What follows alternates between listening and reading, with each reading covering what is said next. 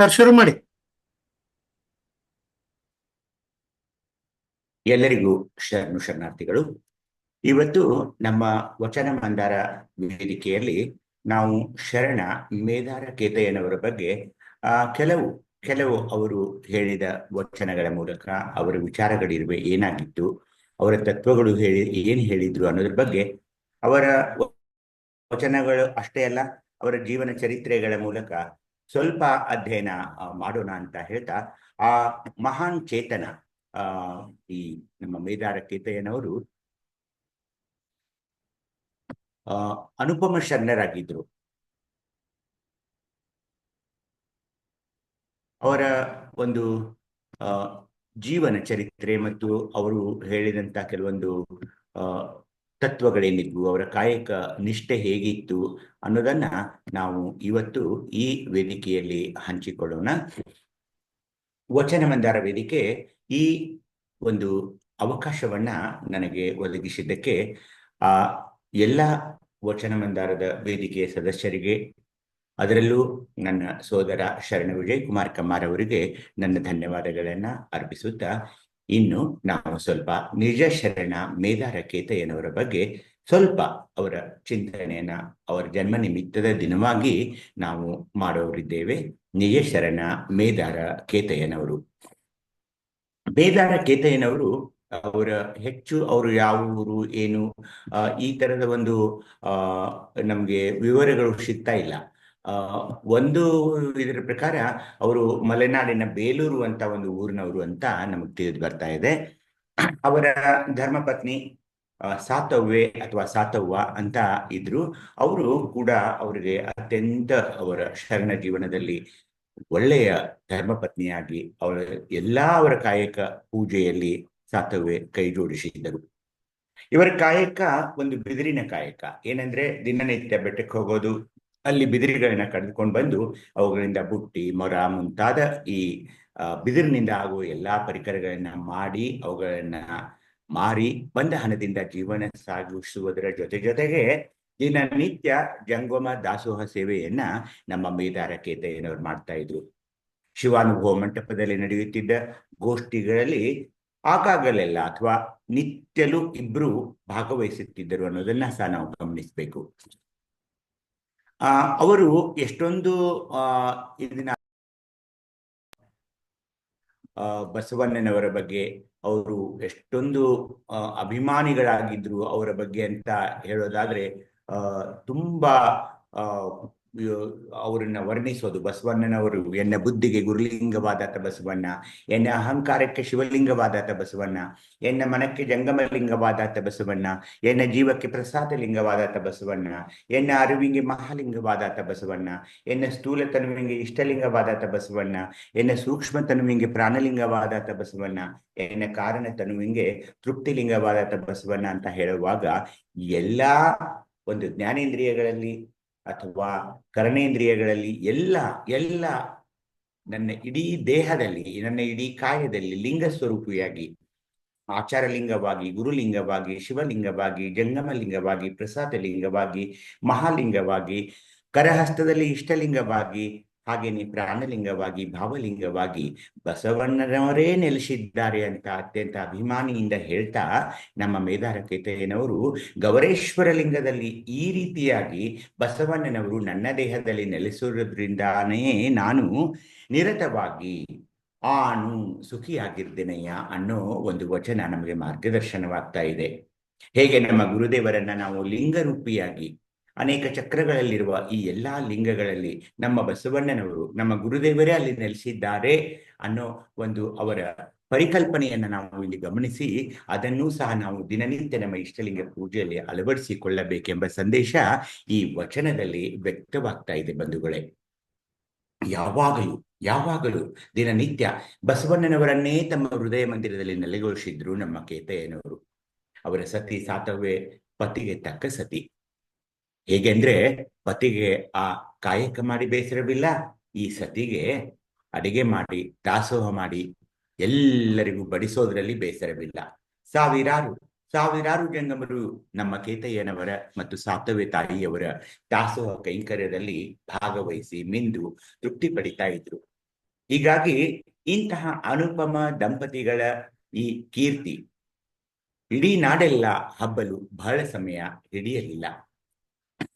ಹೀಗಾಗಿ ಶಿವನಿಗೂ ಇದನ್ನ ನೋಡಿ ಏನಾದ್ರೂ ಇದನ್ನ ಶಿವಲೀಲೆಯನ್ನ ಮಾಡಬೇಕು, ಇವರ ಜೀವನದಲ್ಲಿ ಒಂದು ಆಟವನ್ನ ಆಡಬೇಕು, ಆ ಮೂಲಕ ಇವರ ಮಹಿಮೆಯನ್ನ ಲೋಕಕ್ಕೆ ತೋರಿಸಬೇಕು ಎಂಬ ಸದಾಶಯದೊಂದಿಗೆ ಶಿವನು ಬಸವೇಶ್ವರರ ಒಂದು ಮಾರುವೇಷದಲ್ಲಿ ಮೇದಾರ ಕೇತಯ್ಯನವರು ಒಮ್ಮೆ ತಮ್ಮ ಕಾಯಕ್ಕಾಗಿ ಅವರು ಅಡವಿಗೆ ಬಿದಿರು ತರಲು ಹೋದಾಗ ಕೇತಯ್ಯನವರ ಮನೆಗೆ ಬರ್ತಾರೆ ಶಿವ ಬಸವೇಶ್ವರನ ವೇಷ ಧರಿಸಿಕೊಂಡು. ಅಣ್ಣನವರೇ ನಮ್ಮ ಮನೆಗೆ ಬಂದ ಒಂದು ಸಂಭ್ರಮದಲ್ಲಿ ಸಾತವ್ವ ಆನಂದ ಭರಿತಳಾಗಿ ಅವರ ಅತಿಥಿ ಸತ್ಕಾರವನ್ನು ಮಾಡ್ತಾಳೆ. ಎಲ್ಲವನ್ನೂ ಸ್ವೀಕರಿಸಿ ಬಸವ ವೇಷಧಾರಿ ಶಿವ ಹೇಳ್ತಾನೆ, ಅಮ್ಮ ತಾವು ಕಡು ಬಡವರು, ಈ ಮಣ್ಣಿನ ವರಹದ ಚೀಲವನ್ನ ನಾನು ನಿಮಗಾಗಿಯೇ ತಂದಿದ್ದೇನೆ, ಇದನ್ನೇ ನಿಮ್ಮ ನಿರಂತರ ದಾಸೋಹಕ್ಕೆ ನೀವು ಉಪಯೋಗಿಸ್ಕೊಳ್ಬೇಕು ಅಂದಾಗ ಅನುಪಮ ಸಾತವ್ವೆ, ಅನುಪಮ ಸಾಧ್ವಿ ಅವಳಂತಾಳೆ, ಇಲ್ಲ ತಂದೆ, ಇಲ್ಲ ಇಲ್ಲ, ಪರಿಪರಿಯಾಗಿ ಬೇಡ ಅಂತ ಬೇಡ್ಕೊಂಡ್ರು. ಆ ಚೀಲವನ್ನು ಅಲ್ಲಿಯೇ ಬಿಟ್ಟು ಸರಸರನೆ ಹೊರಗೆ ಹೋಗಿಬಿಟ್ರು. ನಮ್ಮ ಶಿವ, ಬಸವ ವೇಷಧಾರಿ ಶಿವ ಅಲ್ಲಿಂದ ಹೋಗ್ಬಿಡ್ತಾನೆ. ಸಾಯಂಕಾಲ ಕೇತಯ್ಯನವ್ರ ಮನೆಗೆ ಬರ್ತಾರೆ ತಮ್ಮ ಕಾಯಕ ಮುಗಿಸ್ಕೊಂಡು. ಈ ವಿಷಯ ಸಾತವ್ಯ ಹೇಳಿದಾಗ ಅವ್ರಿಗೆ ಸಿಟ್ಟು ಬರ್ತಾ ಇದೆ, ಕೋಪಿಷ್ಠರಾಗ್ತಾರೆ. ತಕ್ಷಣವೇ ಆ ಚೀಲವನ್ನು ತೆಗೆದುಕೊಂಡು ಹಿತ್ತಲಲ್ಲಿರುವ ತಿಪ್ಪೆಯಲ್ಲಿ ಆ ಚೀಲವನ್ನ, ಚಿನ್ನದ ಬರಹಗಳುಳ್ಳ ಆ ಚೀಲವನ್ನ ಹೂತಾಕಿ ಮೇಲೆ ಗೋಮಯದಿಂದ ಸಾರಿಸಿಬಿಡ್ತಾರೆ. ಕಾಯಕದಿಂದಲ್ಲದೆ ಬಂದ ವರಮಾನವನ್ನು ಮುಟ್ಟಿದ್ದರಿಂದ ಮೈ ಮನಸ್ಸು ಮೈಲಿಗೆಯಾಯಿತು ಅಂತ ಇಬ್ರು ದಂಪತಿಗಳಿಬ್ಬರು ಸ್ನಾನ ಮಾಡಿದ ಪರಿ ನೋಡಿ ಬಂಧುಗಳೇ, ಹೇಗಿರಬಹುದು. ನಮಗೇನಾದ್ರೂ ಈ ತರದ ಒಂದು ಅವಕಾಶ ಸಿಕ್ಕಿದ್ರೆ ನಾವೇನ್ ಮಾಡ್ತಿದ್ವೋ ಅದು ಬೇರೆ ಮಾತು. ಆದರೆ ಕಾಯಕದಿಂದಲ್ಲದೆ ಬಂದ ವರಮಾನವನ್ನು ಮುಟ್ಟಿದ್ದರಿಂದ ನನ್ನ ಮೈ ಮನಸ್ಸು ಮೈಲಿಗೆಯಾಯಿತು ಅಂತ ಈ ದಂಪತಿಗಳಿಬ್ಬರು ಆ ವರಹದ ಚೀಲವನ್ನ ಎಲ್ಲಿ ತಿಪ್ಪೆಯಲ್ಲಿ ಹುಗಿದು ಬಂದು ಪವಿತ್ರ ಸ್ನಾನ ಮಾಡಿ ಪಾವನರಾಗ್ತಾರೆ. ಅಂದ್ರೆ ಏನಿರಬೇಕು ಅವರ ನಿಷ್ಠೆ, ಹೇಗಿರಬೇಕು ಅವರ ನಿಲುವು ಅನ್ನೋದನ್ನ ತಾವು ಗಮನಿಸ್ಬೇಕು. ಹೀಗೇನೆ ದಿನಗಳು ಉರುಳ್ತಾವೆ. ಒಂದು ದಿನ ಏನಾಗ್ತಾ ಇದೆ ಅಂದ್ರೆ, ಇದು ಕೇಳೋಕೆ ತುಂಬಾ ಸ್ವಾರಸ್ಯವಾದ ಒಂದು ಘಟನೆ. ಒಂದು ದಿನ ಕೇತಯ್ಯನವರು ಕಾಡಿನಲ್ಲಿ ಬಿದಿರನ್ನು ಕಡಿತಾ ಇರುವಾಗ ಅದರೊಳಗಿಂದ ಮುತ್ತು ರತ್ನಗಳು ಬೆಳ ಬೆಳ ಬೆಳ ಅಂತ ಸುರಿಯೋಕೆ ಆರಂಭಿಸ್ತಾವೆ. ಸದಾ ಕಾಯಕ ಜೀವಿಯಾದ ಕೇತಯ್ಯನವರು ಅವುಗಳತ್ತ ಕಣ್ಣೆತ್ತಿ ಸಹ ನೋಡಲ್ಲ. ಬಹುಶಃ ಈ ಬಿದಿರಿಗೆ ಹುಳ ಹತ್ತಿದೆ ಅಂತ ಬೇರೊಂದು ಬಿದಿರನ್ನು ಕೆತ್ತಲು ಹೋಗ್ತಾರೆ. ಅಲ್ಲಿಯೂ ಹೀಗೆ ಅಮೂಲ್ಯ ಮಣಿಗಳ ರಾಶಿ ಬೀಳಲು ಆರಂಭಿಸ್ತಾ ಇದೆ. ಕೇತಯ್ಯನವರು ಆ ಪ್ರದೇಶವನ್ನೇ ಬಿಟ್ಟು ಬೇರೊಂದು ಪ್ರದೇಶದಲ್ಲಿ ಬಹಳ ವಿಶಾಲವಾಗಿ ಎತ್ತರವಾಗಿ ಬೆಳೆದ ಬಿದಿರು ಗಿಡಗಳತ್ತ ಬರ್ತಾರೆ. ಅಲ್ಲಿದ್ದ ಎತ್ತರವಾದ ಬಿದಿರಿನ ಗಿಡದ ಮೇಲೆ ಹತ್ತಿ ಅದನ್ನ ಕಡಿಯಲು ಆರಂಭಿಸ್ತಾರೆ. ಆಗ ಮತ್ತೆ ಶಿವ ತನ್ನ ಶಿವಲೀಲೆಯನ್ನು ಆರಂಭಿಸ್ತಾನೆ. ಏನಂದ್ರೆ, ಶಿವಲೀಲೆಯ ಕಾರಣದಿಂದಾಗಿ ವೇಗವಾಗಿ ಅಲ್ಲಿ ಬಿರುಗಾಳಿ ಬೀಸಲು ಬಿದಿರಿನ ಮೇಳ ಅಲುಗಾಡಿ ಎತ್ತರದ ಮೇಲಿರುವ ನಮ್ಮ ಕೇತಯ್ಯನವರು ಕೆಳಗೆ ಜಾರಿ ಬಿದ್ದು ಒಂಥರ ಏನಾಗುತ್ತೆ ಅಂದ್ರೆ, ದುರದೃಷ್ಟವಶಾತ್ ಅಲ್ಲಿ ಕೆಳಗೆ ಒಂದು ಬಿದಿರಿನ ತುದಿ ಇರುತ್ತೆ, ಅದು ಅವರ ಎದೆಯಲ್ಲಿ ಚುಚ್ಚಿಬಿಡ್ತಾ ಇದೆ. ನಮ್ಮ ಕೇತಯ್ಯನವರ ಎದೆಯಲ್ಲಿ ರಕ್ತದ ಧಾರೆ ಮಡುಗಟ್ತಾ ಇದೆ. ಸಾಯಂಕಾಲದಲ್ಲಿ ಪಡುವಣದಲ್ಲಿ ಮುಳುಗುತ್ತಿರುವ ಸೂರ್ಯ ಆ ಶರಣರ ವೇದನೆ ರಕ್ತಧಾರೆ ನುಡುತ್ತಾ ಅಸ್ತಂಗತವಾಗುವುದನ್ನೇ ಮರೆತ ಅಂತ ನಮ್ಮ ಇತಿಹಾಸಕಾರರು ಬರೀತಾ ಇದ್ದಾರೆ ತಮ್ಮ ಕಾವ್ಯಗಳಲ್ಲಿ.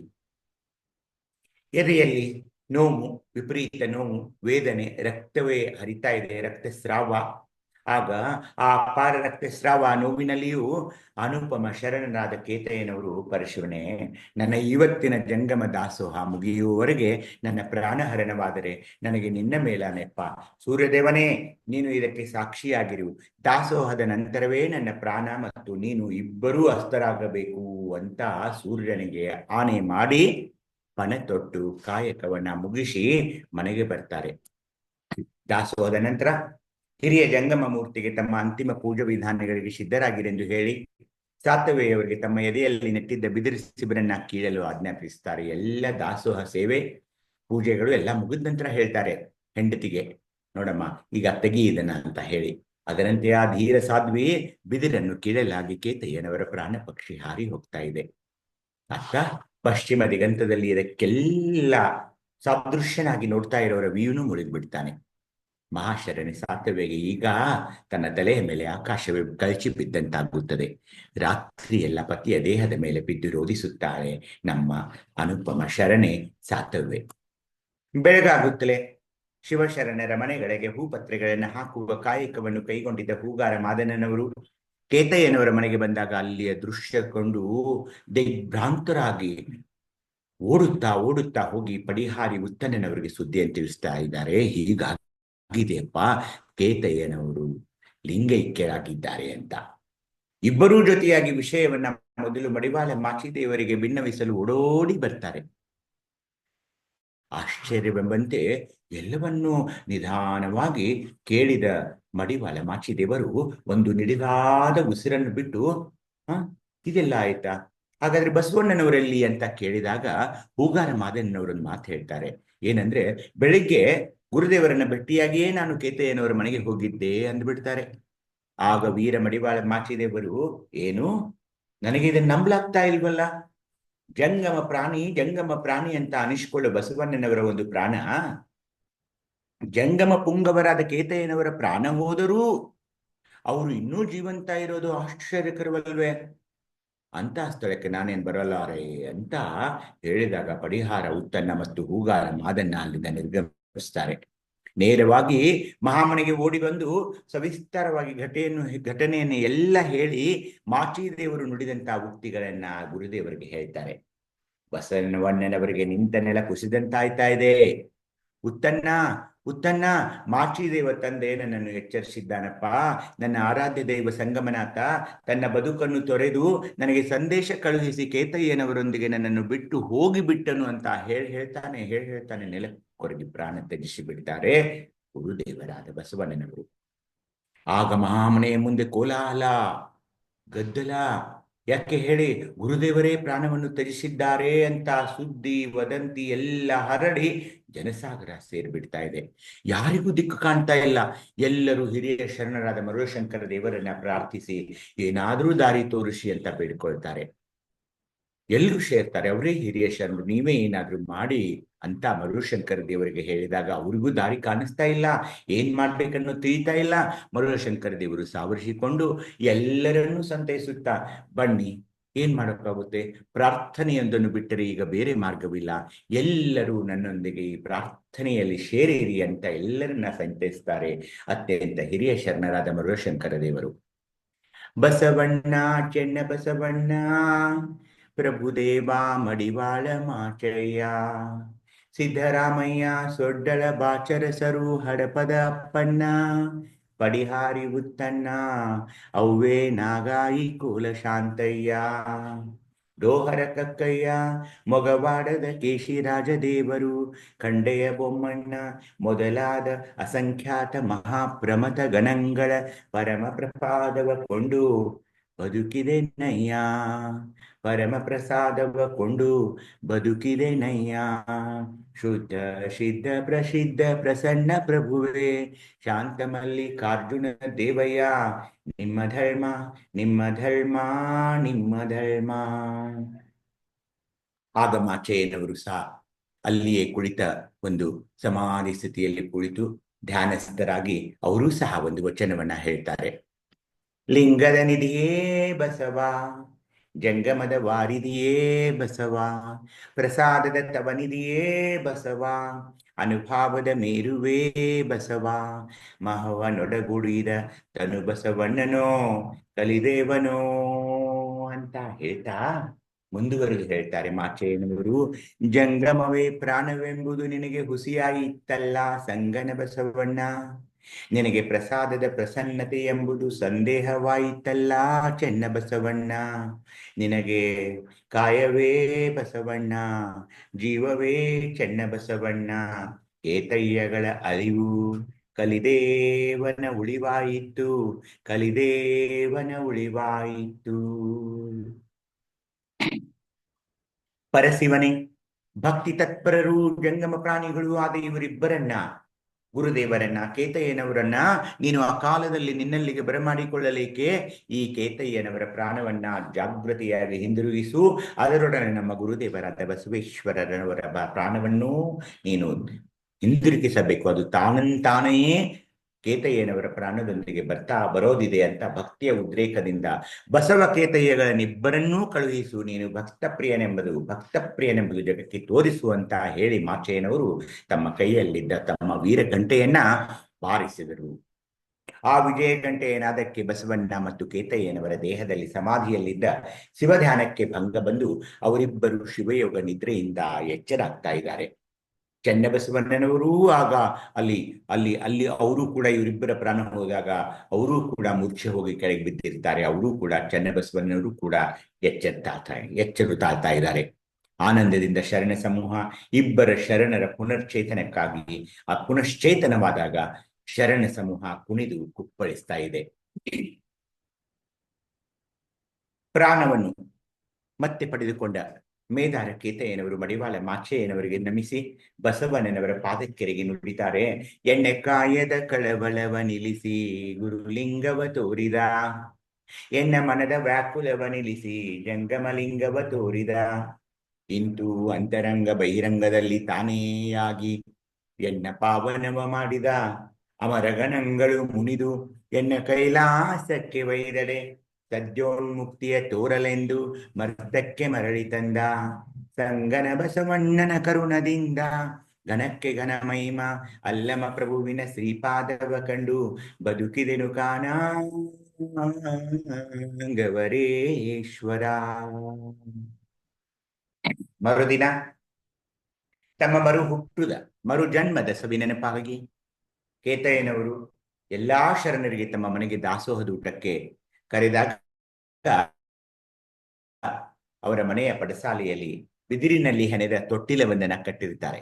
ಅದನ್ನ ನೋಡಿದ ನಮ್ಮೊಡನೆ ಆಗಮಿಸಿದ್ದ ಅಂದ್ರೆ ಎಲ್ಲಾ ಶರಣರೊಡನೆ ಆಗಮಿಸಿದ್ದ ಶ್ರೇಷ್ಠ ಶರಣರಾದ ಮಧುವಯ್ಯನವರು ನುಡಿತಾರೆ, ಶರಣರೇ ಕೇಳಿರಿಲಿ, ಕಂಗಳ ಸೂತಕವ ಯೋನಿ ತೊಡೆದು ಬಾಯ ಬಸುರಾಗಿ ಕೈ ಬೆಸನಾಯಿತು, ಕೈಯ ಶಿಶುವ ಕಂಗಳ ತಾಯಿ ಎತ್ತಿ ಭಾವದ ದಾದಿಯ ಕೈಯಲ್ಲಿ ಕೊಟ್ಟು ಅರ್ಕೇಶ್ವರ ಲಿಂಗವು ತೊಟ್ಟಿಲಲ್ಲಿ ಬೆಳಗುತ್ತಿದೆ. ಮಧುವಯ್ಯನವರ ಒಂದು ಬೆಳಗಿನ ವಚನ ಇದು. ಏನ್ ಹೇಳ್ತಿದ್ದಾರೆ ಇಲ್ಲಿ ಅವರು? ಆ ಬಿದಿರಿನ ತೊಟ್ಟಿಲ ಒಂದೇನು ನೋಡ್ತಾರಲ್ಲ, ಅದನ್ನ ನೋಡಿ ಒಂದು ಒಂದು ಒಂದು ವಚನವನ್ನು ಹೇಳ್ತಾರೆ ಅಲ್ಲಿ ಅವರು. ಯಾರು? ಮಧುವಯ್ಯನವರು. ಏನು? ಶಿವ ಸಾಧನೆಯಿಂದಾಗಿ ಕಣ್ಣುಗಳಿಂದ ನಿಸರ್ಗದತ್ತ ಯೋನಿಯಿಂದ ಗರ್ಭಧಾರಣೆಯಾಗದೆ ಬಾಯಿಯಿಂದ ಗರ್ಭಧಾರಣೆಯಾಗಿ ಕೈಗಳಿಂದ ಮಗುವಿನ ಪ್ರಸವವಾಗಿತ್ತು. ಆ ಕೈಗಳ ಮಗುವನ್ನು ಕಣ್ಣುಗಳೆಂಬ ತಾಯಿಯು ಎತ್ತಿಕೊಂಡು ಭಾವವೆಂಬ ದಾಯಿಯ ಕೈಯಲ್ಲಿದ್ದಾಗ ಅವಳು ಅದನ್ನ ತೊಟ್ಟಿಲಲ್ಲಿ ಹಾಕಿದಾಗ ಅಲ್ಲಿ ಆ ತೊಟ್ಟಿಲಲ್ಲಿ ಶಿವಲಿಂಗವು ಬೆಳಗುತ್ತಿತ್ತು. ಅಂದ್ರೆ ಈ ವಚನದಲ್ಲಿ ತೊಟ್ಟಿಲೆಂದರೆ ನಮ್ಮ ದೇಹ. ಆ ತೊಟ್ಟಿಲ ನಮ್ಮ ದೇಹ ಅಂತ ಯಾಕೆ ಹೇಳಿದ್ರೆ ಅಂದ್ರೆ ಕಂಗಳ ಸೂತಕವ ಯೋನಿ ತೊಳೆದು, ಕಣ್ಣುಗಳಿಂದ ನಿಸರ್ಗದಂತೆ ಯೋನಿಯಿಂದ ಗರ್ಭಧಾರಣೆ ಆಗ್ತಾ ಇಲ್ಲ, ಇಲ್ಲಿ ಬಾಯಿಯಿಂದ ಗರ್ಭಧಾರಣೆ ಅಂದಾಗೇನು? ಆ ಶಿವ ಸಾಧನೆ ಶಿವಯೋಗದಲ್ಲಿ ನಾವು ತೊಡಗಿದಾಗ ಕೈಗಳಿಂದ ಮಗುವಿನ ಪ್ರಸವವಾಗಿತ್ತು. ಅಂದ್ರೆ ಇಷ್ಟಲಿಂಗದಲ್ಲಿ ನಾವು ಮಾಡಿಕೊಳ್ಳುವ ಆ ಪೂಜೆಗೆ ಕೈಗಳಿಂದ ಮಗುವಿನ ಪ್ರಸವವಾಗಿತ್ತು. ಮಗು ಅಂದ್ರೆ ಆ ಇಷ್ಟಲಿಂಗ. ಆ ಕೈಗಳ ಮಗುವನ್ನು ಕಣ್ಣುಗಳೆಂಬ ತಾಯಿಯು ಎತ್ತಿಕೊಂಡು, ಎರಡು ಭೂಮಧ್ಯದ ಕಣ್ಣುಗಳೇನಿದೆಯಲ್ಲ ಅದರ ಭೂಮಧ್ಯದಲ್ಲಿ ನಡುವಿರುವ ಆಜ್ಞಾಚಕ್ರದ 3ನೇ ಕಣ್ಣಿದೆಯಲ್ಲ, ಆ ಕಣ್ಣುಗಳೆಂಬ ತಾಯಿಯು ಎತ್ತಿಕೊಂಡು ಭಾವವೆಂಬ ತಾಯಿಯು ಅಂದ್ರೆ ಏನು? ನಮ್ಮ ಬ್ರಹ್ಮಚಕ್ರದಲ್ಲಿರುವ ನಿಷ್ಕಲಲಿಂಗ, ಹಾಗೇನೆ ಮೇಲೆ ಹೋದಾಗ ಪಶ್ಚಿಮ ಚಕ್ರದಲ್ಲಿರುವ ಆ ನಿರಂಜನಲಿಂಗ, ಇವೆಲ್ಲ ಎತ್ತಿಕೊಂಡು ಭಾವವೆಂಬ ದಾಯಿಯ ಅವೆಲ್ಲ ಆ ಲಿಂಗಗಳು ದಾಯಿಯ ಕೈಯಲ್ಲಿದ್ದಾಗ ಅವಳು ಅದನ್ನು ತೊಟ್ಟಿಲಲ್ಲಿ ಹಾಕಿದಾಗ ಅಂದ್ರೆ ಏನು? ನಮ್ಮ ಇಡೀ ದೇಹದಲ್ಲಿ ಆ ಲಿಂಗದ ಭಾವ ಆವರಿಸಿದಾಗ, ತೊಟ್ಟಿಲಲ್ಲಿ ಹಾಕಿದಾಗ ಅಲ್ಲಿ ಅಂದರೆ ನಮ್ಮ ಇಡೀ ದೇಹದಲ್ಲಿ ಶಿವಲಿಂಗ ಬೆಳಗುತ್ತಿದ್ದು, ಅದೇ ಅಂಗ ಲಿಂಗ ಕೂಡಿ ಲಿಂಗಾಂಗ ಸಾಮರಸ್ಯವಾಗುವ ಈ ಒಂದು ಪರಿಯನ್ನ ಈ ವಚನ ಹೇಳ್ತಾ ಇದೆ. ಇದನ್ನ ಅರ್ಥ ಮಾಡಿಕೊಳ್ಳಬೇಕು, ನಾವು ಅರ್ಥ ಮಾಡಿಕೊಳ್ಳಬೇಕು. ಕಣ್ಣುಗಳ ಮಹತ್ವ ಇದೆ ಇಲ್ಲಿ. ಕಣ್ಣುಗಳಿಂದ ನಾವು ಶುಭ ಯೋಗ ಮಾಡಬೇಕು ಅನ್ನೋದನ್ನ ಈ ವಚನ ಹೇಳೋದಲ್ಲದೆ ಮೇಲಿನ ಎಲ್ಲಾ ಲಿಂಗಗಳ ನಿರಂಜನ ಲಿಂಗ, ನಿಷ್ಕಲ ಲಿಂಗ, ನಿಶೂನ್ಯ ಲಿಂಗಗಳ ಒಂದು ಆ ದರ್ಶನವಾದಾಗ ಇಡೀ ದೇಹಕ್ಕೆ ನಮ್ಮ ಕರಹಸ್ತದಲ್ಲಿರುವ ಇಷ್ಟಲಿಂಗ ಆವರಿಸಿ ಶಿವಲಿಂಗ ನಮ್ಮ ದೇಹದಲ್ಲಿ ಬೆಳಗುತ್ತದೆ ಅನ್ನೋ ಈ ಸುಂದರ ವಚನವನ್ನ ಗಮನಿಸಬೇಕು. ಇದನ್ನೆಲ್ಲ ಅರ್ಥೈಸಿಕೊಂಡ ಮೇದಾರ ಕೇತಯ್ಯನವರು ಮಧುವಯ್ಯನವರಿಗೆ ಕೇಳ್ತಾರೆ, ಮಧುವೈನವ್ರು ಕೇಳ್ತಾರೆ, ಇದ್ಯಾಕೆ ಇಲ್ಲಿ ಬಿದಿರಿನ ತೊಟ್ಟಿಲನ್ನ ಕಟ್ಟಿದ್ದೀರಿ ನೀವು ಅಂತ ಕೇಳ್ತಾರೆ. ಯಾರಿಗೆ? ಕೇತಯ್ಯನವ್ರಿಗೆ. ಅಲ್ಲ, ಇಲ್ಲಿ ಈ ತರದ ಕೊಟ್ಲ ಯಾಕೆ ಕಟ್ಟಿದಿರಿ ನೀವು ಅಂತ.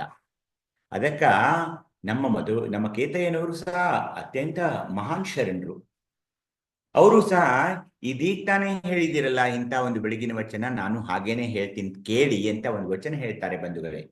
ಒಂದು ಬಿದಿರಿಂಗೆ ಕವಿ ಮೂರು, ಆ ಕವೆಯ ಒಳಗೆ ಲಕ್ಷ ಶಿಬಿರು, ಮೂರು ಕವೆಯ ಕೊಚ್ಚಿಸಿ ಬಿಲ್ಲ ಸಿಕ್ಕ ಬಿಡಿಸಿ, ಸಿಡಿದ ಬಿದಿರ ಹೊರೆ ಹೊರೆಯಲ್ಲಿ ನೈದೆ ತೊಟ್ಟಿಲ ಸಂದ ಕಾಣದಂತೆ, ನಾಲ್ಕು ಕಾಲ ನಿಕ್ಕಿ ಅಂದವಾದ ತೊಟ್ಟಿಲ ದಂಡೆಯ ನಿಕ್ಕಿ ಕಟ್ಟುವುದಕ್ಕೆ ಶ್ರುತ ದೃಷ್ಟವೆಂಬೆರಡ ದಾರದಲ್ಲಿ ತೊಟ್ಟಿಲ ಕಟ್ಟಿ ಗವರೇಶ್ವರ ಲಿಂಗಕ್ಕೆ ಹುಟ್ಟುಗೆಟ್ಟು ಹೋಗೋ ಎಂದು ಜೋಗುಳವಾಡಿದೆ.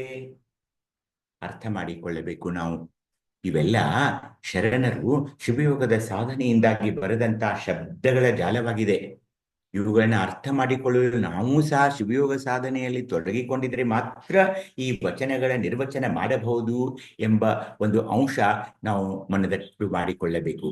ಏನ್ ಹೇಳ್ತಿದೆ ಈ ವಚನ ಅಂದ್ರೆ, ದೇಹಕ್ಕೆ ಮಲತ್ರಯಗಳೆಂಬ ಕಣ್ಣುಗಳು ಮೂರು, ಅನವಮಲ, ಮಾಯಾಮಲ, ಕಾರ್ಮಿಕ ಮಲ ಅಂತ ತಮಗೆ ಗೊತ್ತು. ಅದರೊಳಗೆ ಲಕ್ಷಾಂತರ ನರನಾಡಿಗಳು. ಆ ಮೂರೂ ಮಲತ್ರಯಗಳನ್ನ ನೀಗಿ ನಾವು ದೇಹವನ್ನು ಕಾಪಾಡಿಕೊಳ್ಬೇಕಲ್ವೇ? ಹೇಗೆ? ಎಲ್ಲಿಯೂ ತೊಟ್ಟಿಲ ಛಿದ್ರಗಳು ಕಾಣದಂತೆ, ಅಂದರೆ ದೇಹದ ನ್ಯೂನ್ಯತೆಗಳು ಕಾಣದಂತೆ ಭದ್ರವಾಗಿ ನಮ್ಮ ದೇಹವನ್ನು ನಾವು ಕಟ್ಟಬೇಕಾಗ್ತಾ ಇದೆ. ಧರ್ಮ, ಅರ್ಥ, ಕಾಮ, ಮೋಕ್ಷಗಳೆಂಬ ನಾಲ್ಕು ಕಾಲಗಳನ್ನ ತೊಟ್ಟಿಗೆ ನಿಲ್ಲಿಸಿ ಶ್ರುತಿ ಅಥವಾ ನಾದ ಮತ್ತು ನೋಟ ಅಥವಾ ದೃಷ್ಟಿ. ಶ್ರುತಿ ಅಥವಾ ನಾದ ಅಂದಾಗ ಅದು ಪಂಚಾಕ್ಷರಿ ಮಂತ್ರದ ನಾದ, ಮತ್ತು ನೋಟ ಅಂದ್ರೆ ಅಥವಾ ದೃಷ್ಟಿ ಅಂದ್ರೆ ಲಿಂಗದಲ್ಲಿ ಇಡಬೇಕಾದ ನಿರೀಕ್ಷಣೆ.